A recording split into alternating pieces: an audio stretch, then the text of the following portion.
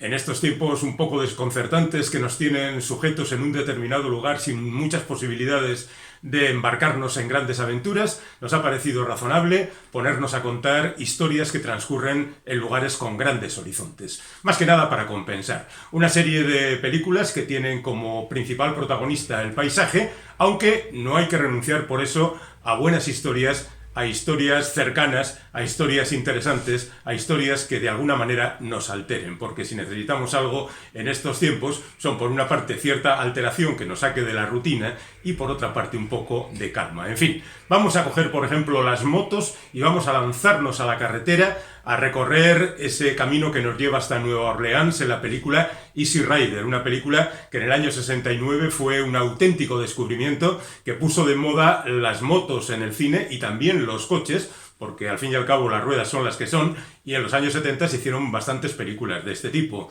Además de encontrarnos con dos individuos que valoraban sobre todo la libertad y que estaban un poco locos, también es justo reconocerlo, hay que añadir una banda sonora impresionante, empezando por el Born to Be Wild de Stephen Wolf, siguiendo con los temas de The Band, de Roger McGuinn, etc. Una película que quizá no es perfecta, pero sí es históricamente importante y sobre todo nos puede llevar hacia grandes horizontes. Voy a mencionar algunas otras películas que tienen interés, que son bastante cercanas y que hablan de experiencias verdaderas, auténticas. Por ejemplo, Hacia Rutas Salvajes, dirigida por Sean Penn, que cuenta la historia de Christopher McCandless, un tipo que harto de la civilización decidió ir hacia rutas salvajes, viajó por todo Estados Unidos, viajó hacia el norte y allí encontró su destino, que no voy a contar, por supuesto. Es un buen ejemplo de este cine que hoy recomendamos. Tenemos también el caso de Robin Davison, una mujer que recorrió un gran territorio en Australia y que se cuenta en El viaje de tu vida. Algo parecido ocurre en Alma salvaje, una película de Jean-Marc Vallée, con guión, por cierto, del novelista Nick Hornby, que cuenta la historia de Cheryl Strayed, que viajó a lo largo de todas las cumbres de las montañas rocosas en Estados Unidos, desde la frontera con México hasta la frontera con Canadá. En todos estos casos, estos personajes llevaban tras de sí también una pesada mochila que cargaba con todas las cosas que ellos consideraban que habían hecho equivocadas. Son también películas de superación. En este sentido tenemos también 7 años en el Tíbet, una película bastante famosa protagonizada por Brad Pitt y que cuenta la historia de un tipo, fundamentalmente de un individuo, un montañero, que en los años 40, incluso en los tiempos de la Segunda Guerra Mundial, fue comisionado por los nazis para subir a las grandes cumbres. Cuenta la historia también de lo que ocurrió en el Tíbet, la invasión china, etcétera, etcétera. Es una película que, claro, está relacionada con esas montañas que aquí se muestran en todo su esplendor, porque hay otras películas que están hechas supuestamente en grandes escenarios, como podía ser el caso de Límite Vertical, gran parte de las cuales se han rodado en estudio. No, nosotros vamos a territorios auténticos. 127 horas cuenta una historia tremenda, real, de un hombre que se perdió por ciertos vericuetos naturales, que quedó atrapado con su mano debajo de una roca y que tuvo que cortársela para poder sobrevivir. Es cierto que durante gran parte de la película, protagonizada por James Franco, la historia se centra en el cautiverio de este hombre atrapado por la piedra, pero toda la primera parte de la película también nos lleva por escenarios verdaderamente estupendos. En ese sentido, y ya abandonando los territorios de la realidad, podemos irnos a la ficción naturalista de El oso, aquella película que enfrentaba a tramperos con un oso y sus crías, o a las aventuras de Jeremiah Johnson, la película de Sidney Pollack que interpretó Robert Redford y que todavía es recordada como una de las sorpresas más increíbles dentro del cine de aventuras y de los grandes paisajes. En ese sentido, yo creo que conviene recordar ahora Der Sala, aquella película de aquel cazador y aquel oficial ruso, esa amistad que se desarrolla en lugares verdaderamente asombrosos.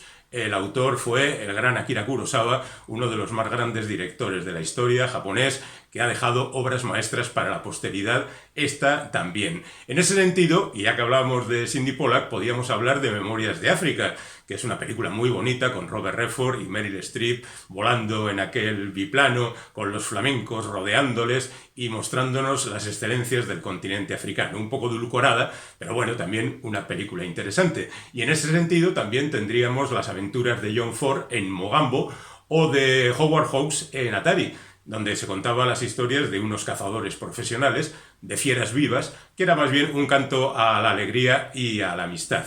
Dejando África y volviendo por un momento a Latinoamérica, tenemos las aventuras de Werner Herzog, empezando por Aguirre, la cólera de Dios, y terminando por Fitzcarraldo.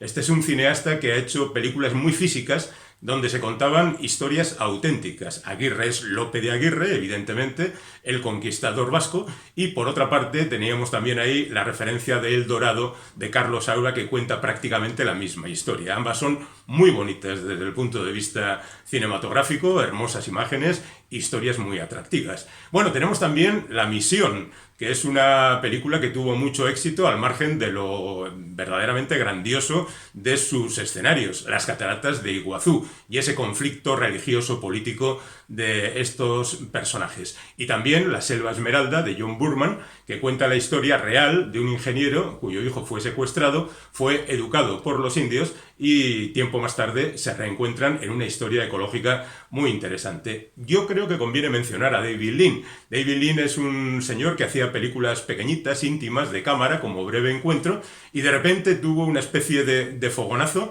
y empezó a hacer películas grandiosas como El puente sobre el río Kwai, Lawrence de Arabia, Doctor Zivago, La hija de Ryan o Pasaje a la India. Todas grandes películas, no totalmente conseguidas. Parece que el señor Lean rodaba bastante más de lo que luego dejaba en la película, y eso hace que al final estas películas, a pesar de ser muy largas, queden un poco como deslavazadas. Pero bueno, hay otras historias reales, como la de la Kon-Tiki, que ha tenido recientemente una nueva versión cinematográfica, El Gran Azul, que en realidad ocurre más por debajo del agua que en la superficie.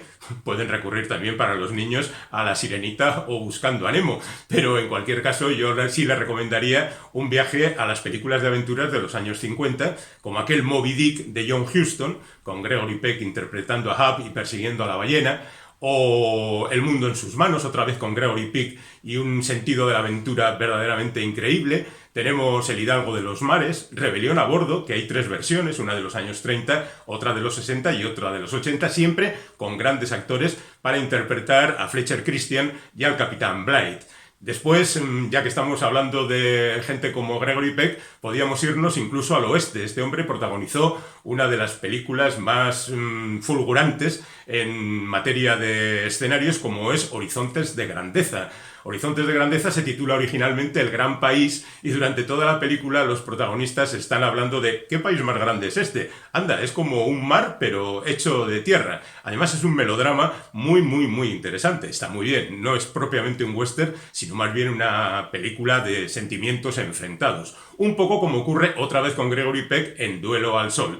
Pero además de todo esto, quería mencionar a un director, Anthony Mann, que hizo una serie de películas muy telúricas, muy relacionadas con la Tierra, algunas de ellas protagonizadas por James Stewart. Winchester 73, El hombre del Laramie, Colorado Jim, Horizontes lejanos, en fin, la verdad es que hay un largo catálogo del trabajo de este hombre que queda muy bien también en la pantalla, y luego tenemos los clásicos, Centauros del desierto, o El gran combate, que serían de John Ford, o El duelo en la Alta Sierra, también con unos escenarios maravillosos y unos enfrentamientos muy duros, de Sam Peckinpah, Grupo Salvaje, del mismo director, que es un señor que hizo algunas películas donde se contaba eso tan recurrente en el cine, en el western de Estados Unidos, los americanos que bajan a México a vivir sus aventuras. Ocurre o bien al final de la Guerra Civil Americana, donde se enfrentan esos personajes con el Maximiliano, al que se enfrenta Juárez en aquella especie de guerra de liberación que tuvieron, o bien a principios del siglo XX, cuando se produce la Revolución Mexicana. En ese sentido, pues conviene mencionar también Veracruz, Mayor Dandy, Los Profesionales, El Jardín del Diablo. Y bueno, ya lo dejamos ahí para mencionar simplemente 2 películas que no son grandes películas, que están dirigidas por Kevin Costner, el actor, pero que sí tienen grandes escenarios, como son Bailando con Lobos y Open Ranch. Yo creo que con algunas de estas películas se puede pasar un buen rato, se puede salir ahí fuera, abandonar, aunque sea mentalmente, la reclusión y pasárnoslo bien. Esperamos que os haya gustado. Si queréis añadir algo, tenéis nuestros comentarios. Si queréis suscribiros, tenéis aquí la forma de hacerlos. Tocar la campanita y se os comunicará que hay un nuevo vídeo a vuestra disposición para que podáis disfrutar de él. Hasta pronto.